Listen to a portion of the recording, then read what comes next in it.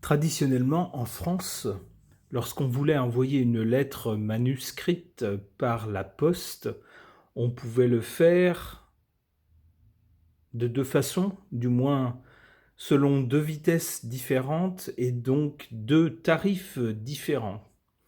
Le premier tarif, consistait en l'achat d'un timbre-poste rouge qui coûtait plus cher, mais qui permettait à la lettre de se rendre rapidement, le lendemain, voire au pire le surlendemain.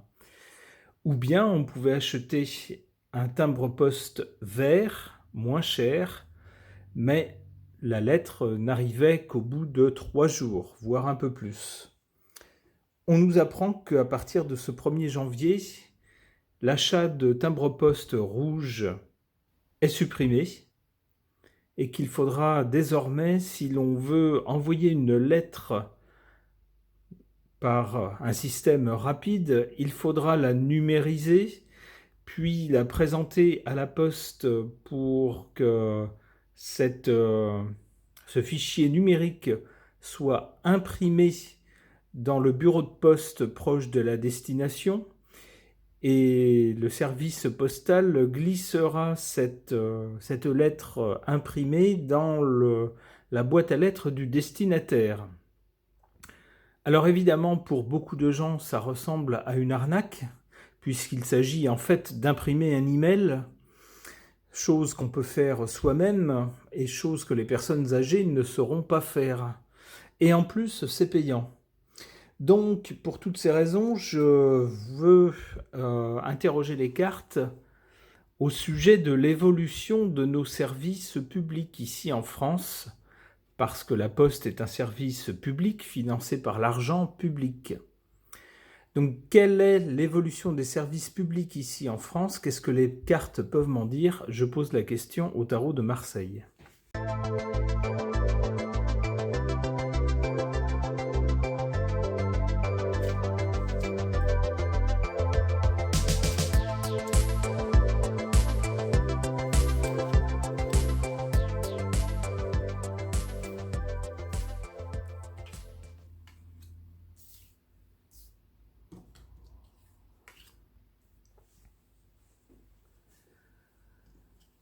La carte centrale du Soleil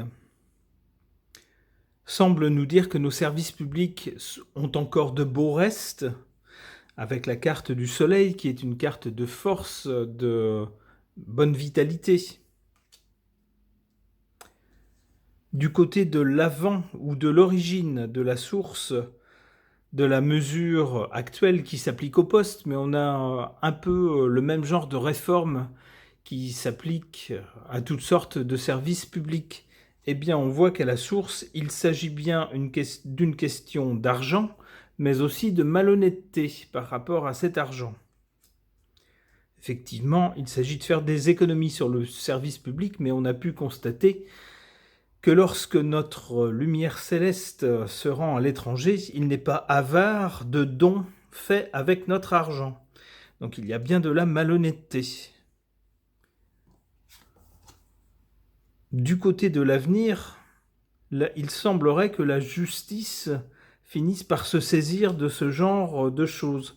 Du moins que des services qui devraient être rendus et qui ne sont plus rendus, malgré le fait qu'on les finance toujours, il semblerait qu'à l'avenir, certains utilisateurs, certains usagers, comme on le dit, lorsqu'il s'agit de clients de services publics, ne se laissent plus faire, ne se laissent plus embobiner, n'entendent plus continuer à payer pour des services qui ne sont plus rendus, et saisissent la justice.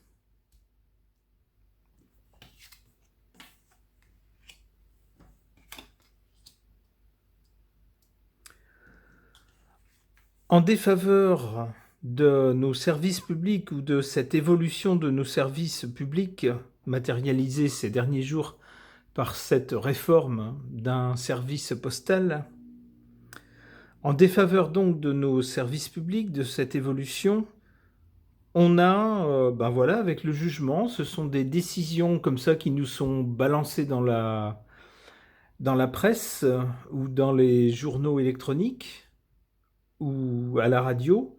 Voilà, on nous annonce que tout à coup, du jour au lendemain, c'est comme ça. Tel service a changé, tel service n'est plus possible de cette façon, mais d'une autre façon, sans qu'on puisse rien dire, bien que tout cela soit financé avec notre argent. Alors évidemment, ce genre d'annonce fait l'effet d'un électrochoc auprès des personnes qui utilisent et qui financent ces services. Ces gens ne sont pas contents, bien évidemment. Donc ça joue en défaveur de ces réformes du service public. Ici, en faveur, on a les dits usagers qui vont commencer à se parler entre eux et à dire qu'est-ce qu'on fait? On les laisse faire indéfiniment ou qu'est-ce qu'on fait? Il va y avoir des décisions à prendre ou des réactions à avoir. La carte est en position forte. Alors, l'avenir de nos services publics, lorsqu'on nous annonce de telles évolutions. Alors, si certains usagers saisissent la justice, ceux qui nous gouvernent ne se démonteront pas et inventeront de nouvelles astuces pour pouvoir s'en sortir et passer à travers les mailles et continuer à démanteler les services comme ils le font depuis des années. Et bien sûr, on aura du blabla, comme c'est le cas actuellement, avec cette évolution de l'un des services de la Poste, où l'on nous dit « Mais le service lettre rapide sera toujours possible à condition de numériser sa lettre, ou à condition de se rendre dans un bureau de poste pour faire numériser sa lettre, ou à condition de prendre rendez-vous avec un postier qui passera chez vous pour numériser votre lettre. » Bien sûr, et le plus fort dans tout ça, c'est qu'on nous assure, bien sûr, que les conditions d'anonymat et de respect de la confidentialité seront respectées. Mais oui, bien sûr. Et la marmotte met le chocolat dans le papier d'alu.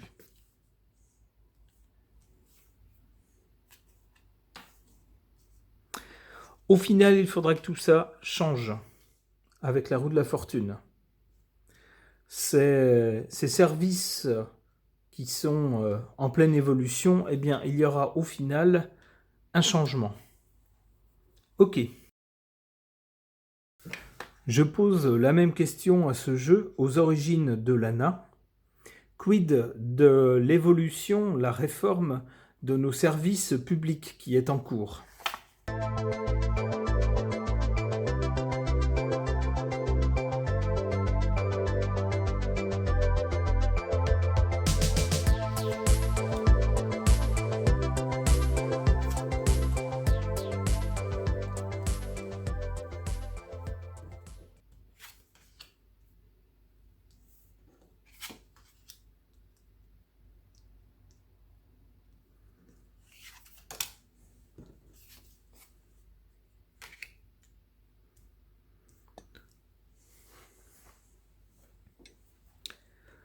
Concernant les évolutions de nos services publics,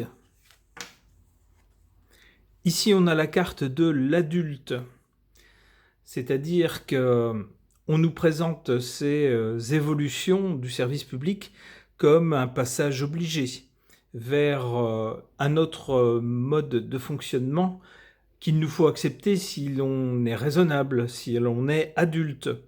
Certaines choses ne peuvent plus se faire, soit parce que les ressources n'y sont plus, soit parce que la société évolue. On nous dit par exemple que le volume de ces lettres affranchies avec un timbre-poste rouge a tellement diminué que ce service n'est plus rentable tel qu'il est. Bref, il faut se faire une raison, il faut se comporter en adulte.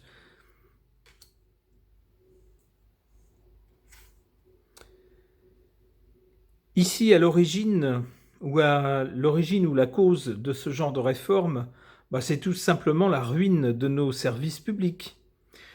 Et si ils fonctionnaient correctement à un moment donné et qu'ils ne fonctionnent plus à un autre moment, il y a forcément une raison.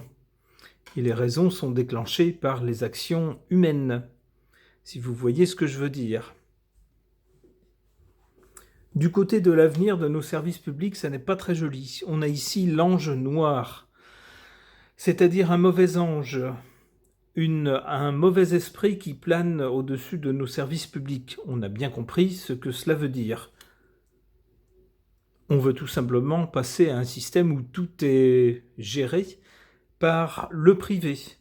Et tous les moyens sont bons pour y arriver. Soit nous dire que ça n'est plus rentable, surtout si on organise sa faillite, soit en changeant, en réformant les façons de faire, comme pour cet envoi de lettres, en passant à un système tellement imbitable et compliqué que bien sûr personne ne l'utilisera.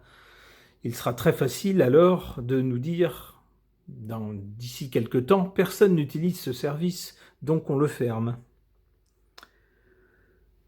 En défaveur de nos services publics, on a ici une porte qui est complètement fermée du côté de nos autorités. Ils ne veulent rien entendre, ils ne veulent rien savoir. C'est comme ça, et puis c'est tout. Il faut qu'on l'accepte.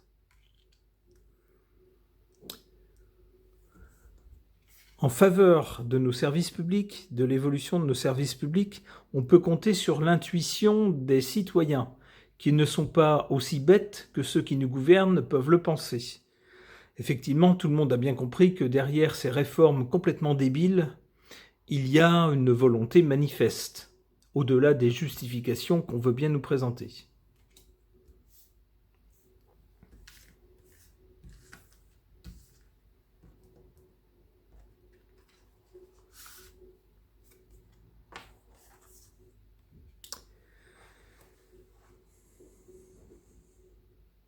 Pour l'avenir de nos services publics, l'évolution de nos services publics, on nous dit ici que ça va surtout se faire sentir dans les villes.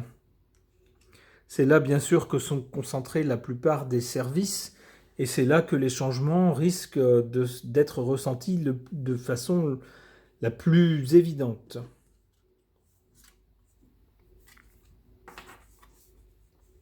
Comme dans le tirage précédent, on a à un certain moment dans l'avenir la roue du changement.